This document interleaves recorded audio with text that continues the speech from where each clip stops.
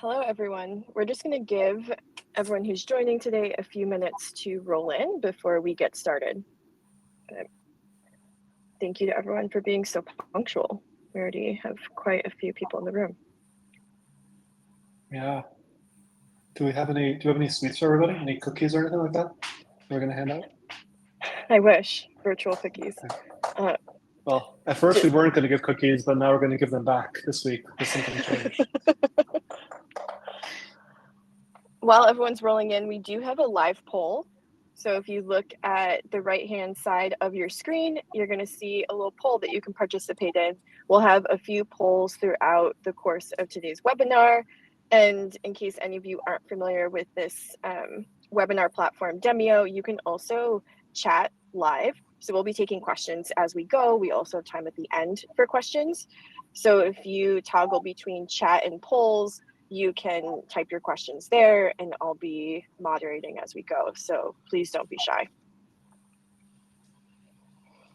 So while we're waiting for everyone to trickle in, we're curious to see what forms of measurement you're currently leveraging. So you're using MMM, MTA, both. We didn't include an option for neither, but. Or a testing-based approach. This is true, or incrementality. I've got somebody here also from Portland, Oregon. This is that's amazing. Wow. Maybe Nice. we're in the same office building on the same webinar. That would be funny.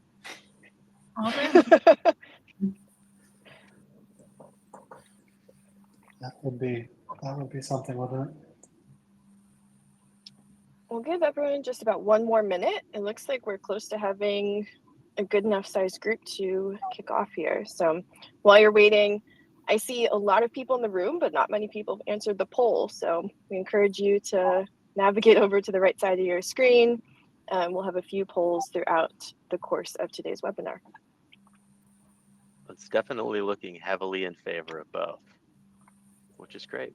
Oh, wow. Yeah, MMM pretty actually interesting. pulled into the lead over MTA. I'm curious if it maintains that lead. I think we should just watch this for the rest of the Yeah. hour. This is not under anything else. Pretty entertaining. Well, I think let's go ahead and kick off. So we're really excited to host today's conversation around MTA and MMM, thinking about what are the different types of brands that leverage one or the other, what are the core questions that you can answer with each of these forms of measurement methodology, and understanding how they work together. We have a few awesome panelists today, and I'm going to give everyone a chance to introduce themselves. I'll kick it off really quickly. So I'm Kelsey. I'm the head of customer success at Rockerbox, and I'll be moderating today's conversation. Let's kick it over to Tylin. Do you mind giving a quick intro?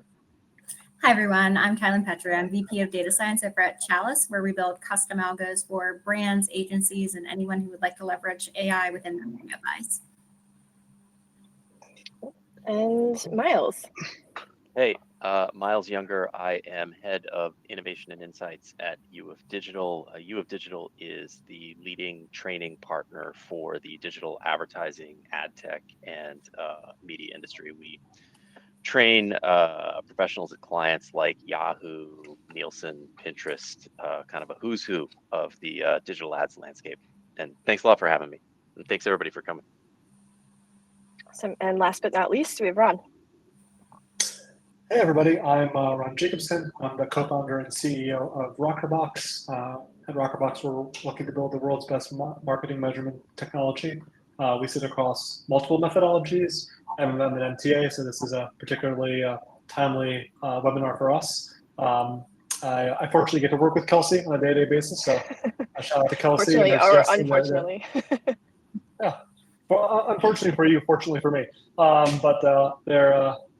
She leads our amazing CS team, so excited to talk with everybody. And thanks for joining, Miles. Thanks for joining, Tom. Sure. Awesome. Well, let's kick it off. And I do think it's pretty interesting for everyone that answered the poll. We have the most people in the room who are leveraging both. So this should make for a pretty good conversation. I'll just flag, I said this in the beginning, but as you have questions, feel free to type them in the chat and we'll stop as we go to answer a few of those. So let's kick it off with kind of the first conversation starter we have. in that, why is everyone discussing this idea of triangulation and diversified measurement and thinking about how you can leverage different measurement methodologies together to make the most informed decisions for your business? I know Miles has a POV here that I thought we could start with. Yeah, sure. Thanks. I tend to look at this. I've been in the industry for long enough that I now look at this from a historical perspective, where, pre-digital, you had a lot of probabilistic measurement and you had way fewer media channels, that were frankly easier to wrangle into MMM models. And then fast forward into the digital era, and suddenly we have like this fire hose of deterministic user level signals that can potentially be used for measurement. And, anybody who's been in the business, Ron, you probably have a perspective on this, having founded Rockerbox. 15 years ago, 10 years ago, the promise of MTA and just ad tech as a whole was it was just going to magically transform measurement, and that probabilistic measurement was kind of becoming obsolete, essentially.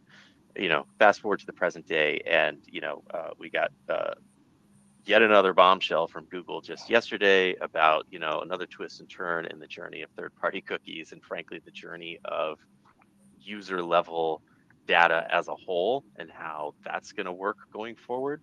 And we've kind of come to a place where like you just literally cannot build an accurate picture of reality without both.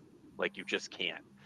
User level data alone will not give you a complete picture and will allow you to do some things, but will definitely constrain you in what types of strategies you can employ, and the extent to which you might be even bidding against yourself between media channels, things like that. Whereas on the MMM side, it's less able to be gamed by kind of say vanity metrics, things like that, but at the same time not as tactically actionable.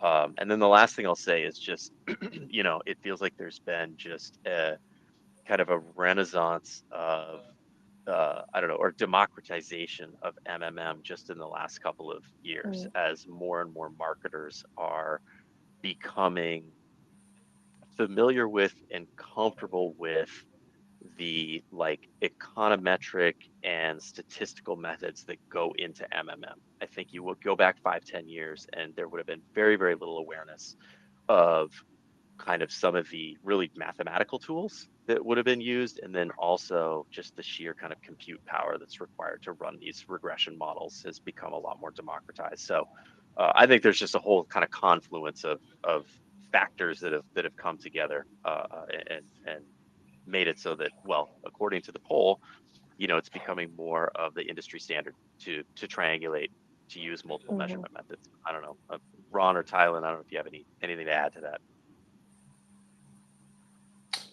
I agree with a lot of what you just kind of said there. I think there was also just been some sort of just macro trends that kind of come and go, as you've been saying, over the last 5, 10, 20 years, that inevitably lead a certain type of measurement to become popular in the moment and then potentially fall back for a while and then become popular and fall back. It's funny, MMM is the hotness today. I was literally looking at this last night, the articles around the death of MMM a decade ago. It seems like every measurement methodology has both been murdered and brought back to life multiple times. It's very impressive, actually.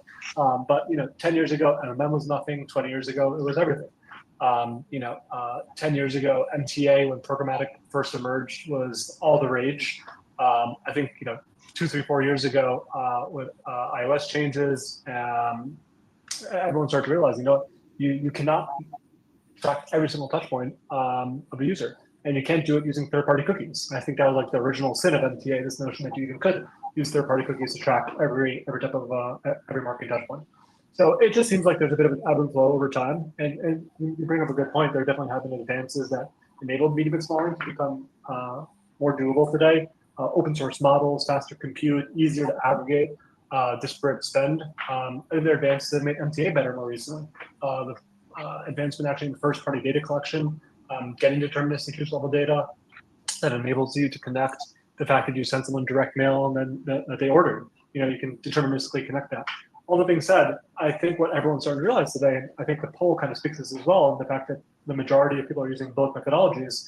The reason why triangulation is important now is because no one methodology is perfect. And frankly, no one methodology can answer every single question. And if you're looking for one methodology to answer every single question, it's very much like trying to fit the round peg into a square hole where it doesn't fit. So this is where I see things continuing to go. My hope is that a fourth methodology will come out, so it could be squarification instead of triangulation at some point. But we're not there yet. I think I it's wish also that was. important. Go I think ahead, it's also Caroline. with the democratization of AI tools and the trend with marketers leveraging AI, we find that actionability is happening faster. We get data points in more quickly, process them more quickly, and we can action on them. I think with that comes a need for better, quicker measurement as well as long-term measurement that we can compare that against. We're able to action on so many more things. We want to have as many measurement tools at our disposal as possible to make sure that we're actioning correctly. I think that's a great point, and that's something we hear so much from the customers that we work with is around actionability. It's one thing to have the measurement methodology, but you need to know what you actually do with it and what are my next steps. One theme that was kind of emerging from this conversation is probabilistic versus deterministic forms of measurement and how we think about that and how that fits into specifically, a lot of MTA is what can we track versus what might be more probabilistic in nature. And I think we actually have a poll that we're going to set live to just hear a little bit more around how everyone in the audience is thinking about this. And we see this to be really prevalent for, those walled gardens. So thinking about a TikTok, Snap, and these are areas where Rockerbox has built more strategic partnerships with. But I'm actually curious just to dive into a bit more with our panelists on how brands should be layering these different measurement types and thinking about probabilistic versus deterministic. And potentially, Miles, did you want to kick us off as our audience answers the poll? Yeah, sure. Where my mind immediately goes with probabilistic versus deterministic, especially when you're talking about digital media, is the risk or the tendency of digital metrics to be gameable, say, by platforms. So I think, like, for instance, view through data from a platform is a fantastic example of something that could be an entirely deterministic signal. Like you could potentially get one-to-one insight into ad views. You probably won't for a lot of reasons, but even if you could, you then go back and you add up all of your platform reporting, and lo and behold, when you add up all the attribution credit everybody's claiming, it's like 2,000% of the total. And so then you're like, well, clearly, even though this is a deterministic signal, there must be some kind of probabilistic breakdown in the actual attribution credit. And so when I think about how a brand at a very high level, a marketing team at a very high level should be layering these data types, one basic kind of heuristic is, that probabilistic is not only a hedge against platforms gaming attribution in their own favor, but then further than that, if you say, okay, they're gaming attribution in their own favor, I get it. They're all going to do that. Of course, they're going to do that. Why would they not? How then can I, as a marketer, kind of, get a 50,000 foot view and start to disentangle what the actual contribution of these campaigns and these platforms are? So that's to me one like simple split between these two things. Yeah, I really appreciate kind of that thread that you're pulling on around. We know that each platform is going to take credit, full credit for that conversion. And I think it becomes really difficult for brands to piece through that and say, okay, how should we think about spend allocation? Tylen, I don't know if you want to weigh in from more of a tactical perspective, how you recommend brands kind of navigate some of those conversations. Well, I think this is where you rely on the triangulation that we're talking about. If you're only looking at platform measurement, you're going to miss the broader picture that MMM can provide and also that MTA can provide. I think the best way to cut through the noise is to look holistically at all of the different measurement types, look at the assumptions going into these measurement types, and then triangulate with an analytics team exactly what is the closest way to get to the core truth of what the platform is doing for me. Yeah. I'll just chime in for a second too. I find the second poll to be a pretty interesting one. Is user data from social deterministic or probabilistic? I think we kind of cheated here because it could be both. This is the second time in a row we need another option we're missing.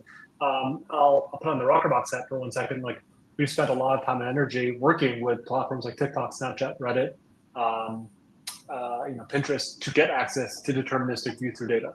So that's them actually telling us for a fact, that Ron Jacobson got served out on Pinterest. Mind you, there's some channels where that data is not available. As much as I text Mark Zuckerberg, he never gets back to me and is not open to making view-through data available there. So that's one where you have to take a probabilistic approach. And I think that's also where it's really important when you're thinking about measurement and triangulation.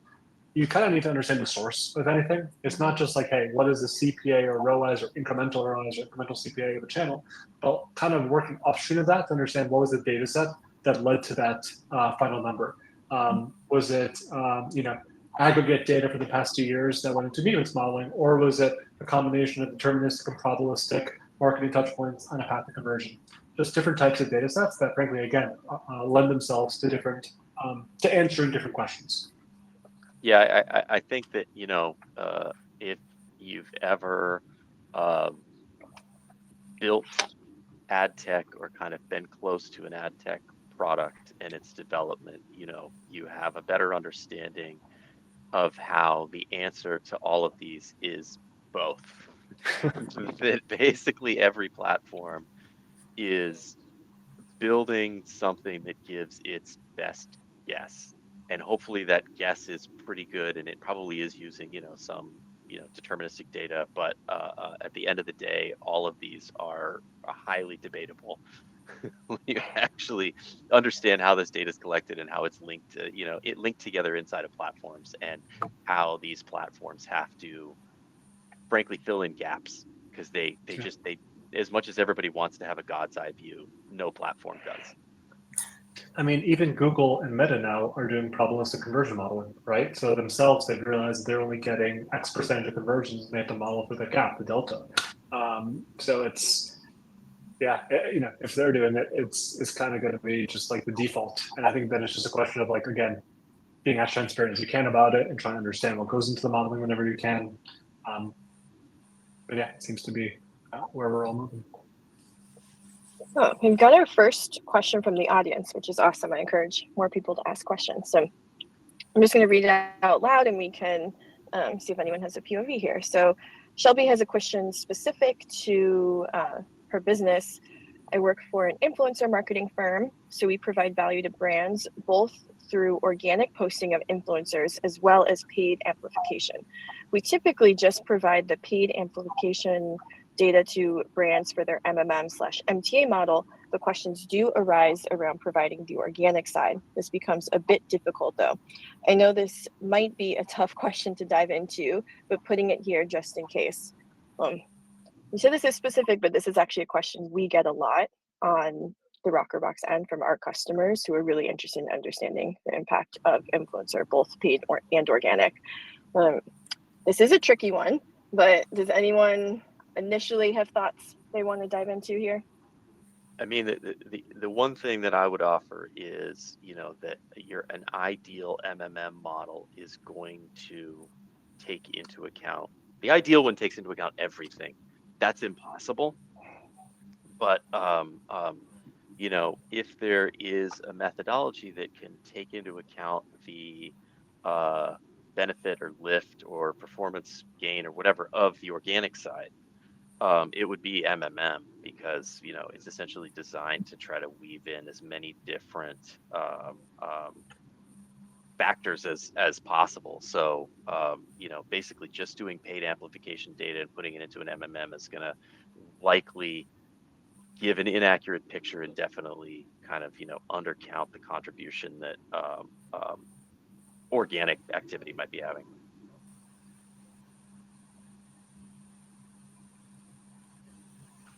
Miles, any suggestions? I was just thinking, that was my thinking face, but Miles, any suggestions for specific metrics that brands would include from an organic perspective in MMM? That I'm putting you on the spot.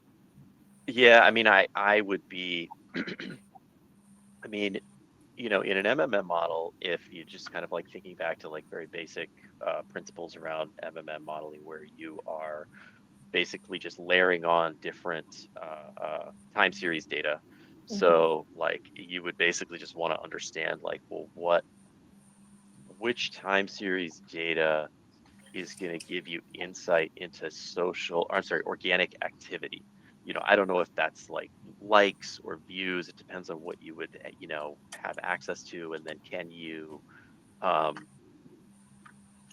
match that against something like traffic, purchase activity, anything to try to like, parse out some causality between that organic activity and some downstream performance metric. But that's as specific as I could get. Oh, that's super helpful. A bunch of questions are rolling in, which is great. The MMM and MTA connection, we're actually going to get to in a couple slides here. So I'll pause on that one. And Preeti, if we don't answer your question well, feel free to yell at me in the chat. Let's answer one more, and then we'll keep moving and make sure we get to all the questions kind of as we go. So this next one is actually really interesting as well, and one that comes up a lot around time to convert and consideration cycles. So kind of asks, for products with really long purchase and consideration cycles, does there come a point in time or where there's so many channels and tactics, both online and offline, were in market during that extended period that they all appear equal? Anyone gravitate towards thoughts there? These are some awesome questions. Ron, any thoughts on that? Yeah, I mean, I think long purchase cycles are one of the harder ones, to be frank. We deal with a lot with our clients. My general take here is, as much as possible, wanting to split that purchase cycle into stages, and not just trying to think about the conversion itself, because if that's what you're focusing on, it's sort of like, how you should run your business on outputs, but versus inputs. The output of a lot of marketing for a long, very considered purchase cycle is the conversion, but it could take months worth of work and media spend before you get there. So that's one thing that we would say. One way to make things look less equal is to optimize against different stages of the funnel and different KPIs. It could be, one is just which marketing channels getting folks to my website. And listen, that's generally what I would not run a business on, because that's a very high level upper funnel KPI. But if you have a long sales cycle, that actually can be relevant. And maybe what's the cheapest cost per new visit? What's the most expensive cost per new visit? Like, those are different ways you can think about it. You can even start to think about like conversion rates. So folks who are having our website, how many are actually then giving us their email? How many are then giving us some first party data that we can engage with? So I guess my take here is just break it up as much as you possibly can. But it's an inherently harder problem. Also one, frankly, where MMM at times is less apt to be able to solve when you have such a longer sales cycle. So even there, I'd even think about, if you're building an ML on there, maybe the outcome variable isn't purchases, but maybe it's sessions, or maybe even higher brand lift, or rather like brand search could be something we think about as an outcome thing there.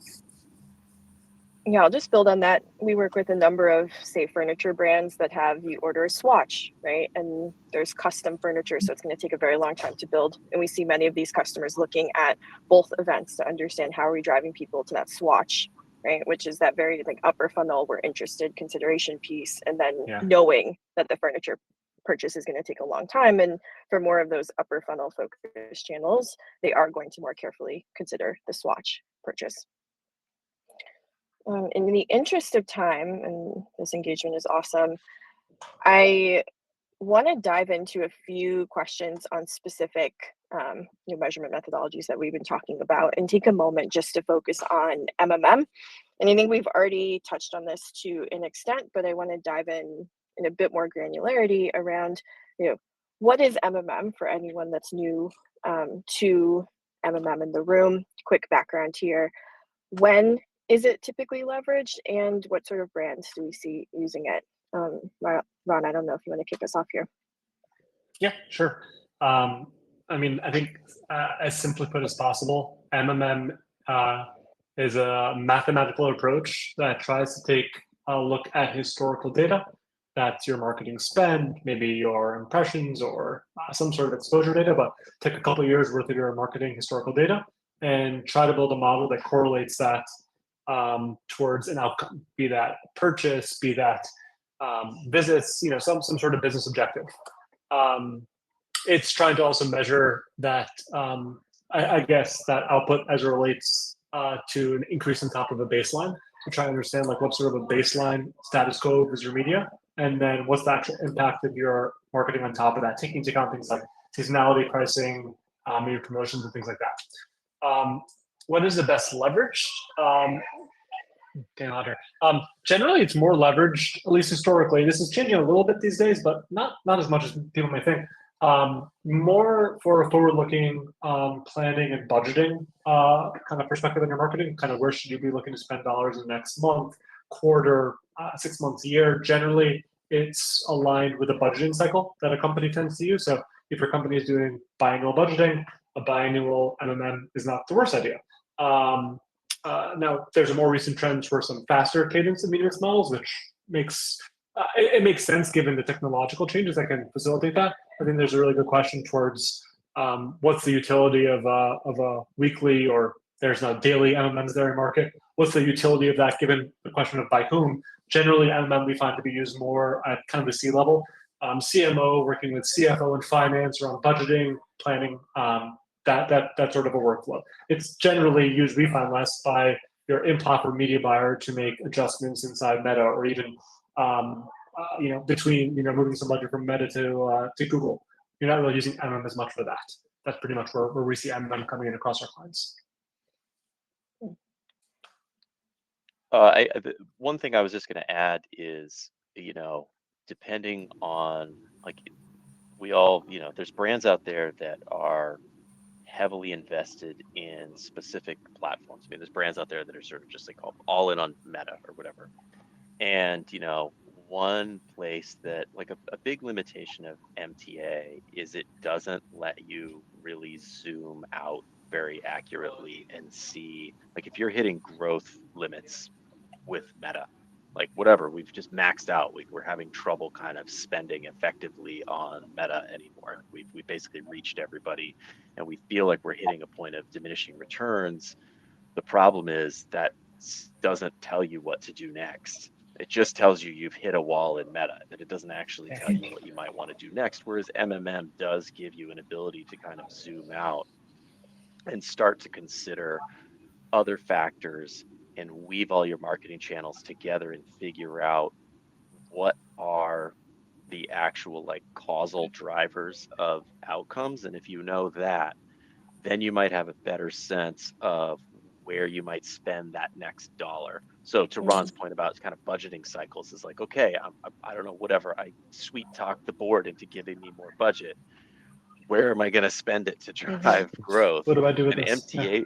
Yeah, an MTA model might not be the greatest thing actually to tell you that, especially if you're hitting a wall on a platform. Whereas MMM is going to give you a better sense of kind of the entire chessboard, as it were.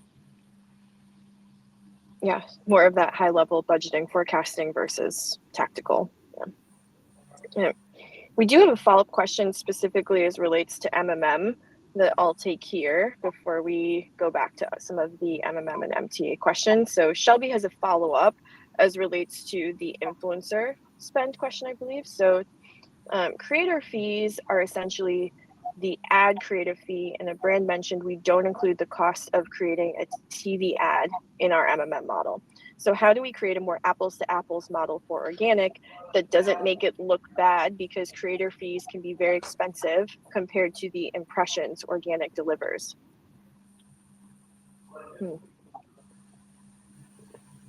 I mean, this is a good one. My two cents there is not everything is going to be apples to apples. I Right. think that the goal of trying to make all channels look comparable is not viable. You will have some MMM approaches where let's just take a pure spend approach, because we are trying to make things consistent. However, then you get to this exact problem, like how do you deal with emails, or how do you deal with organic, or how do you deal with influencer? Others will take an approach where you start to take some form of an impression perspective on influencer, or rather on those non-paid media channels. I think that's likely the more correct approach here. I wouldn't personally want to say, hey, it costs us this much money to get the influencer to make this content, so let's use that as a spend for that channel. I'd want to probably look, again, with influencer being the specific channel here, at some sort of non-spend based KPI associated with that channel. Yeah, I was just gonna throw in, and Tylen, you might have more detail on this. You're an actual data scientist. I just pretend to be one.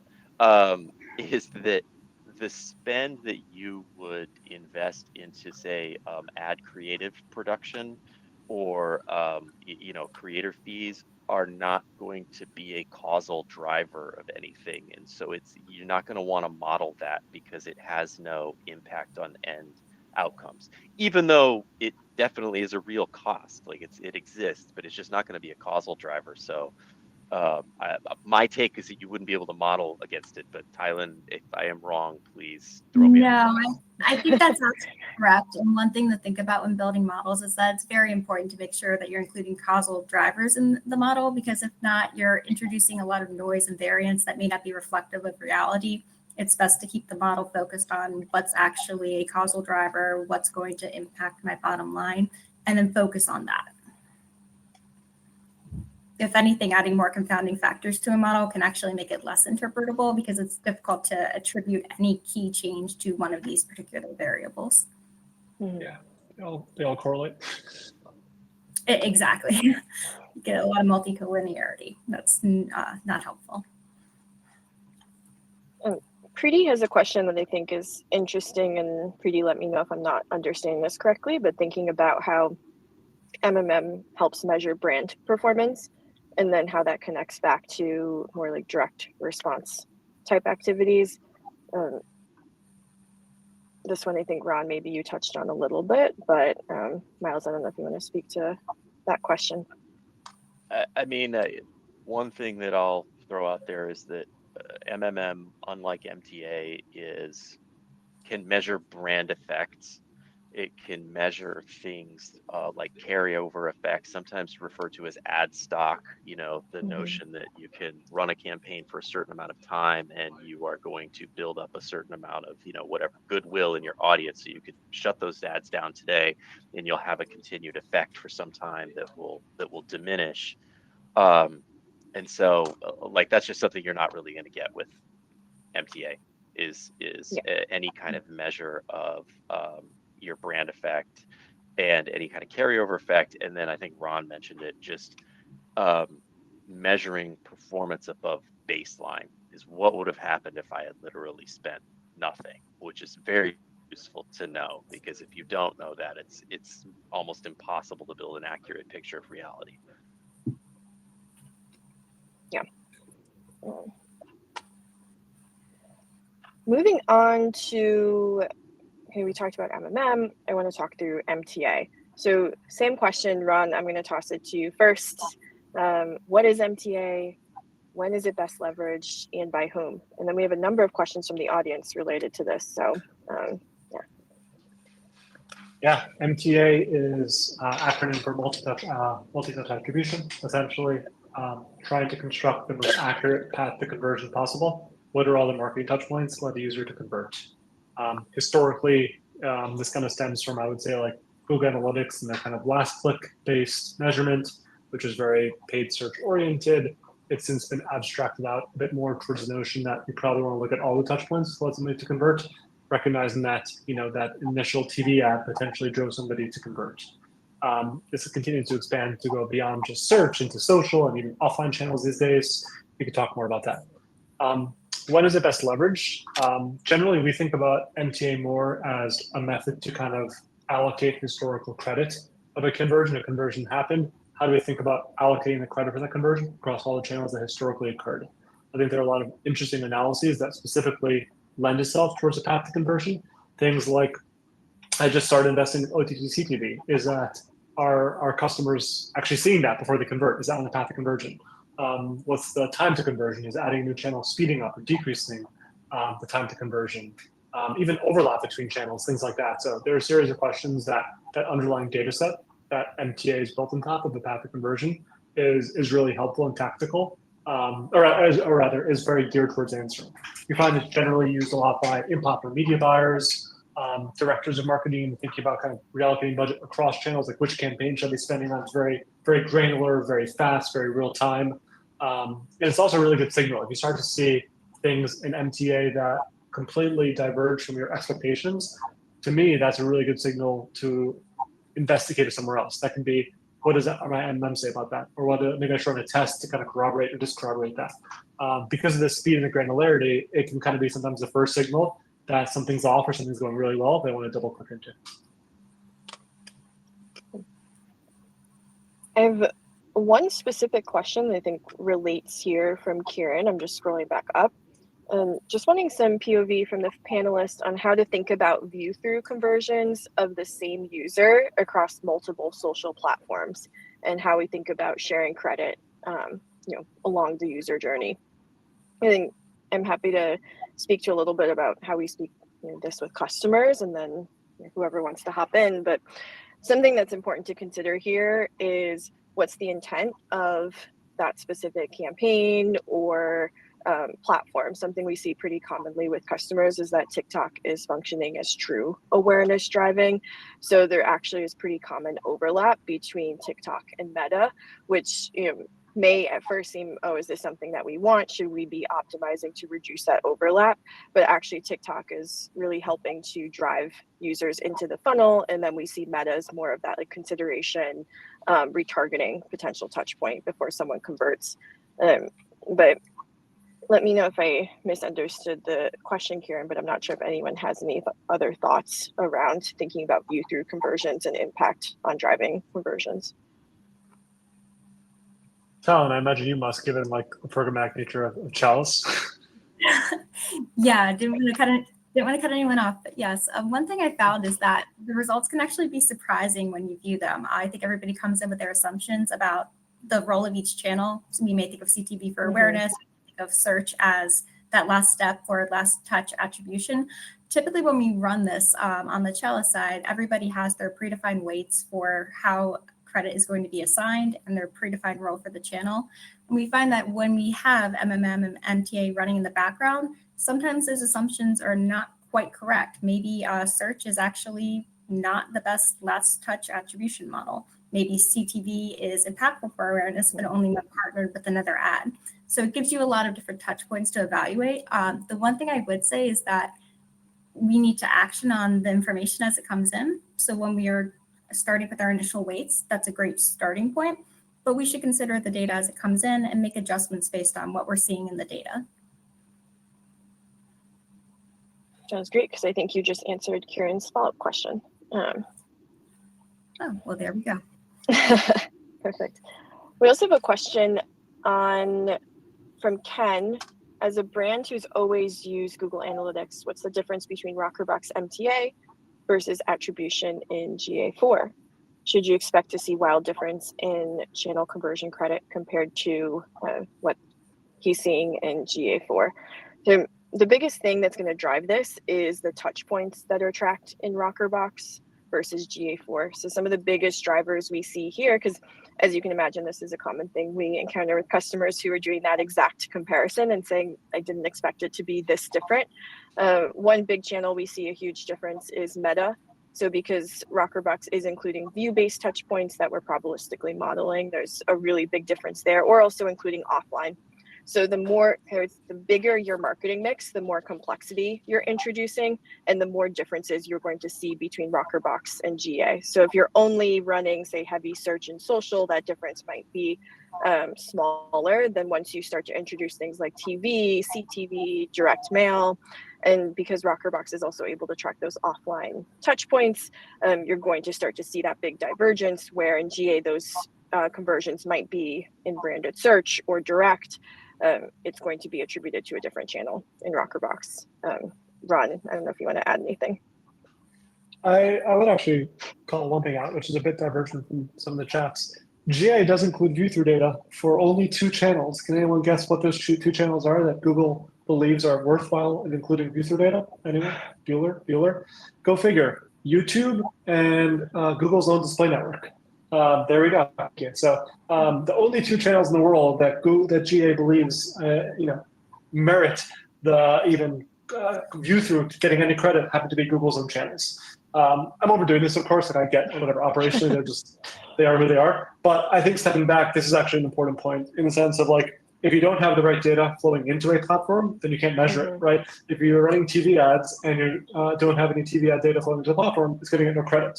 Similarly, if you're building a media mix model and you're not including your linear TV spend, it's going to get no credit. So that's the way I think about things. It's like, what's the input data? And then from there, you can start to think about kind of the methodology and the outcome of it. Ron, you're getting all kinds of product softballs in the chat, man. I am. It's too fun, though. It's honestly, let's keep going forward because these are too fun. I'm happy to set a question. I'll talk about this other one. But there's some good content here, so we'll go forward and come back to some of these. But I promise you, Pretty Alexis will get there. For sure. I think this is actually a good segue. And this is a lot of the questions that are coming up. So we've talked about MMM and MTA separately. But how should brands, and we've talked about this to an extent, but how should brands be leveraging these together, and why should they? I think, Thailand, did you want to kick us off here? Yep, happy to kick that off. A couple of thoughts on this. One, I think it's important to have multiple sources of measurement, particularly MMM and MTA, because of the timeframes involved and the differences in the models. MMM is great for strategic long-term planning. MMM is great when you have sufficient historical data, and you have large-scale budgets, and you have a lot of different marketing channels to look at. This can help you with your long-term goals and help you allocate budget appropriately per channel on an ongoing cadence year over year or month over month, quarter over quarter. What MMM is not great on is picking up on those intra-week or intra-month changes, and it's not great at giving you user-level insights within a channel. So if we're only relying on MMM, we can make some broad strokes every so often to optimize our budget, but we're missing the more strategic scalpel tool to make changes on a shorter cadence within each channel. So one example of MTA, let's say that we're working with Multi-Touch optimization and we're trying to evaluate which strategy in a DSP is working best. We may see that one is running away with it based on less touch. However, if we look at an MTA model, we may see that there are a lot of other touches that aren't being evaluated, and one's better at getting less credit for whatever reason. We can take the MTA, make some decisions based on that, and then we can evaluate this holistically. Are these changes we're making based on MTA later reflected in the channel MMM? If there are some conflicts, that could be a great way to kick off an experiment. If my MMM is saying one result about a channel and MTA is something different, that's a discussion. We can look at all the assumptions in our models. We can see what the differences are. And to isolate this channel, we can perform an incrementality holdout test, a geo holdout test, etc. It gives you a lot of leading indicators when you use two different measurements, and just gives you more insight into your marketing platform so you can be as strategic as possible with your goals. That actually segues super nicely. I don't want to cut off this conversation, but I want to loop in kind of the last topic we had, because Thailand, you touched on that so well, of what about experiments and what's the value of this. I'm wondering if you can just dive into that a little bit more, of how anyone who joined today should think about incorporating experiment or testing results in MT or MMM, how they think about using all three measurement methodologies together. Sure. Let me give you an example. Let's say that you're looking at your Facebook metrics and you see that you have a $20 CPA. You're looking at your Google MTA and you see maybe $30, but your MMM is giving you a $40 readout. If you're looking at all three of these things separately, it can be really hard to tell which model is giving you the best representation of reality. A good way to isolate this is by designing an incrementality test or a geo holdout test to see if you can look at the incremental lift or the geo holdout result and isolate what's actually going on and cut through the noise here. I think running multiple measurement models is a great way to pick which experiment you want to run. You can always have some hypotheses about what you would like to test, but this gives you a really clear indicator of where there might be some discrepancies and what we should look into more. Yeah, something I think I'll kind of piggyback on that. We think a lot about that question of like when and where should you be running that test? Like what's the like leading indicator? For me, I think about what's like a very high ROI channel from a media mix model that you're spending a lot of money on, but maybe the confidence interval, your confidence in that result is very, very low. So there's like a very wide confidence interval in that channel. To me, that's like a great opportunity to like double click and run a test to corroborate what you're seeing. Because again, you're spending a lot of money in this channel. It's theoretically driving really high ROI, but you can't prove it out. You're not as confident about the result as you want to be. Conversely, like if you have a very low ROI channel that you don't spend a lot of money on and the confidence is very wide, it's probably just not that important to prioritize running the test. Because the thing about testing is they take a lot of time, they take energy, they actually have a business impact if you're like not serving ads in a geo. So I think you want to be really strategic around when you do run them. Now, mind you, they're super valuable. The classic line is they're like the gold standard of measurement when you run them. So I think it's really important to make sure you're running the right test, the right time. The one we see most clients actually first doing, and I'll shut up after this, is branded SEM seems to be the one everyone start with. It doesn't even actually seem like it's starting from any like mathematical or like statistical reason. It's sort of just like intuition-wise. Everyone's like, I don't believe my branded SEM results. So they run that as their first test, which fair enough. I think it makes sense. It's kind of a classic debate of marketing. But once you get past that one, think of running a quarterly test, maybe a monthly test, and try to come up with some framework based off MMM results, MTA results that will lead you to know what's the next channel you want to test, the next channel you want to test, and then kind of coming out of that, taking that result and applying it back. So you ran a test, you got this channel is only 80% incremental. How do you take that as a multiplier? And I think Google calls this calibrate your other measurement methodologies using that 80% number. Is how we see clients using that. Yeah, I have a question that was back earlier from Preeti that I think is pretty interesting as what are the KPIs that this group thinks about kind of connecting across different measurement methodologies and how you might report on that together. And I think that also relates to experiments, but the question was specifically to kind of MMM and MTA. I don't know if anyone has thoughts on how they've seen that done well. I'm always a big fan of KPIs that platforms can't spoof or fake. So like basically your own sales revenue, your own app and site traffic, things that you're just not reliant on another party's good faith. Let's put it that way. And these are things that MMM is, that's a lot of what MMM takes into account is these kind of like basic kind of key business data series, such as sales revenue, traffic, things like that. So I'm always a big fan of whenever possible, if you can roll it up to something like that, to a data point that you own, you control, and that nobody else is spoofing. That's your gold standard. There's stepping stones along the way to that, but that's where you should end up.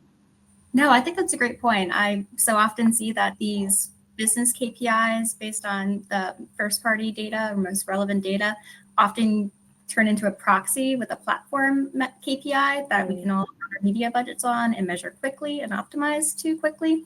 But it can miss the big picture because we don't know the exact relationship between some of these platform KPIs and sales data, for example. And it's important to look at the bottom line business KPI as well. Absolutely. We have just about 10 minutes left and we have a ton of questions. So I was thinking we can transition to answer a few questions that can relate to a lot of what we've talked about today. There's one great one here from Charlie. Even with third-party cookies staying alive, it seems like it may still be challenging to track all or even most user journeys. How do you rely on an MTA when there can be so many blind spots?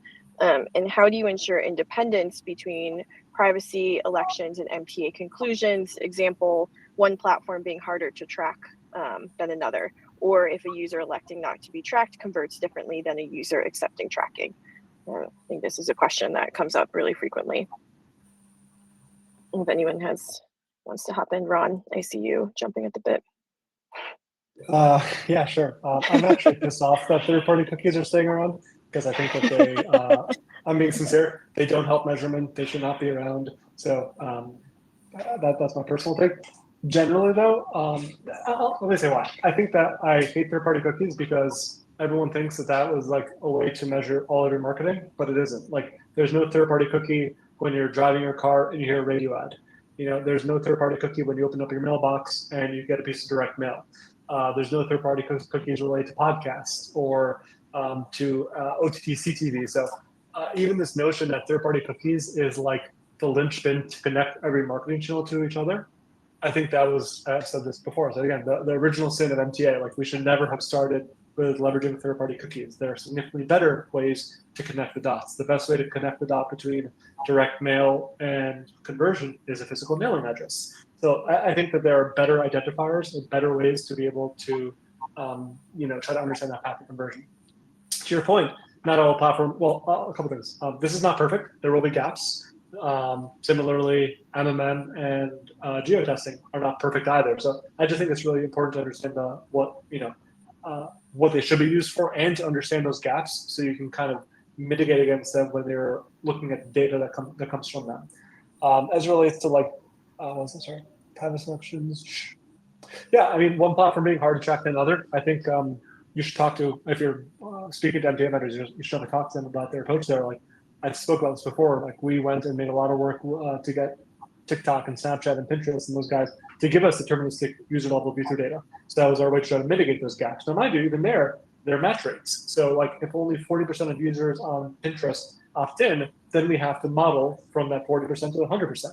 Much like you have to do modeling when you do media mix modeling, or modeling when you try to come up with two geos that are comparable for geotesting. So there's a modeling component to all of this. That last question, is there a difference, I guess, in performance for people who choose to opt into marketing versus people who don't opt into marketing? I have no idea, to be honest with you. My gut says that the number of people outside of like everybody who joined this webinar who thinks about like any of this stuff is very, very low. Like my parents don't think about opting in or not opting in or tracking cookies or not. I don't need to be like glib about this. So yeah, there probably is a delta between it, but I don't think it's for a large portion of the population. Well, and Ron, I love the point you touched on when you're talking about the probabilistic models. One thing that's really important to understand here is that not all models are created equal. So when you're considering an MTA or MMM vendor, you want to make sure that you can understand the methodology that they're employing, that they can explain everything in detail to you, they can answer technical questions. You want to make sure that you're vetting your solution as well as possible before you start measuring it blindly. What do you feel about transparency, Tom? If you were to like work with a vendor and they're like, we are not transparent, we're a black box, it's proprietary, it's too complicated math. Do you buy it? Do you think it's BS? Is it somewhere in the middle? I mean, my personal opinion is it's BS. You don't have to spill the secret sauce and show me every line of code to explain to me your broad methodology. I think that's a red flag. I might be a jaded data scientist at this point. But there's no reason that you can't explain the core methodology and your techniques. If they aren't willing to provide the step-by-step walkthrough of how they're measuring and what the output looks like, I would be concerned. I agree.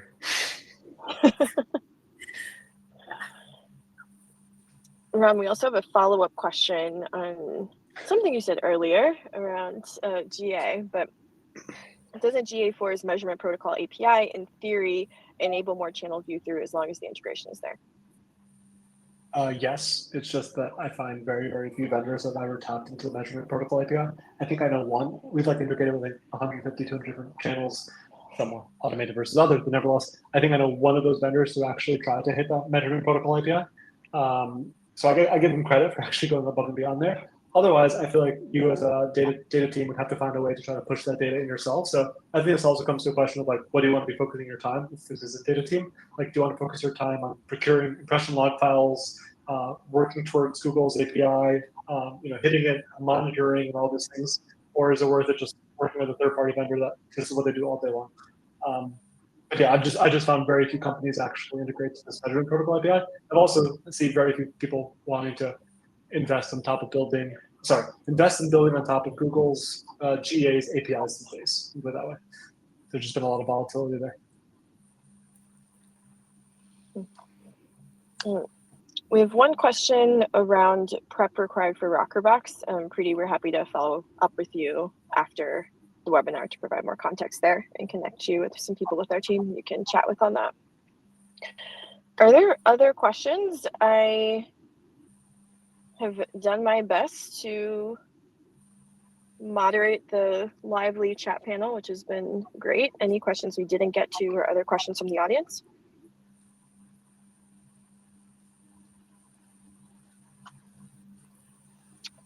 We've got a scenario question. Say that CTV is performing amazing via MMM. Should you scale, and how should you interpret those results? So I think it's kind of, seems like the question is, you have a readout on performance from one form of measurement. So maybe you're just looking at MMM. Is there a need to tap into other forms of measurement? Can you take the read from just one measurement methodology to make decisions against? I mean, it would seem like generally that would not be ideal to make a decision purely off of an MMM model. As to the question, kind of like, should you scale? CTV is performing amazing.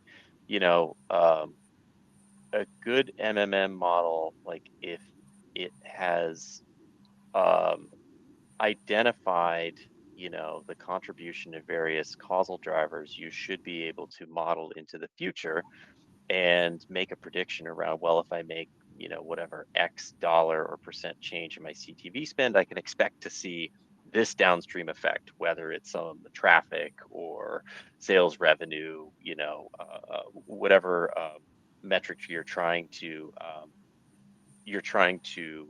modify. And so, you know, MMM should have some predictive power there, but, you know, should you rely on it alone? Probably not. And, you know, obviously that gets back to the whole triangulation thing. For sure. Ken has a follow-up. What about budget allocation across channels? If 60% of our budget is in one channel and the remaining 40% is spread across 3 to 4 other channels, will MMM provide enough value? None of these channels include TV, radio, out of home. So it says mostly a digital mix. I think that's a great question and something that comes up pretty frequently. I would look at this mainly as wanting to know whether you have an opportunity cost. You might have a huge opportunity cost in your marketing budget if 60% of it is in one channel. And that just, I'm not saying that you do, it's just that you're making it a lot more likely when you're putting that many eggs into one basket that there's an opportunity cost somewhere else, but it's going to be difficult to know what that opportunity cost is without MMM or incrementality testing, you know, that kind of stuff. But yeah, opportunity cost is where my head goes when I see those numbers. Yeah, looking at that spread, I think MMM would provide value in that opportunity cost alone. Anytime you have that much concentration, you want to be very sure that it's worth putting that much into one channel. So either MMM, incrementality testing, some sanity check against that with some data points would probably provide a lot of value. Yeah, I know, like one of the I was just going to say, one of the benefits of MMM models, depending on how you're applying them, is, you know, to essentially keep your budget constant and reallocate it across channels to find essentially the optimal balance of the contribution that each channel is making. So again, it's trying to resolve some of that opportunity cost haze that you might have. My quick 2 cents there. I think there's a lot of unknown that would be helpful for me to speak more to this. It's what are the other 3 to 4 channels? How much are you spending on them? Spending on them each. My intuition says you probably are talking about like Meta or Google being your top one, and then maybe like 4 other social channels being other 4. My concern would be that the 4 other ones could be very correlated with each other, and you're not actually able to find any signal of those 4. But again, without more details, it's hard to know. We talk about this a lot. Like, when is MMM even right for your brand? I think there's a certain amount of scale in terms of your ad spend, number of channels that you're on, before which it doesn't make sense to invest in MMM. You're kind of at that borderline with like 4-ish channels. But again, there'd just be a lot more to know there, Ken. Well, I know we're right at time. I really appreciate all the participation, and thank you to our awesome panelists. Thank you for joining us today. I think this has been a great conversation, and we covered a lot in a short amount of time. Yeah, thanks for having me. Thanks, everybody. Yeah, thank you, everybody. Great, thank you all. glad to be here. I was trying to make some "that's the way the cookie crumbles" joke, but I have nothing, so I will shut up. So there will be a recording that goes out, and if you're interested in learning more about Rockerbox, go to rockerbox.com/demo.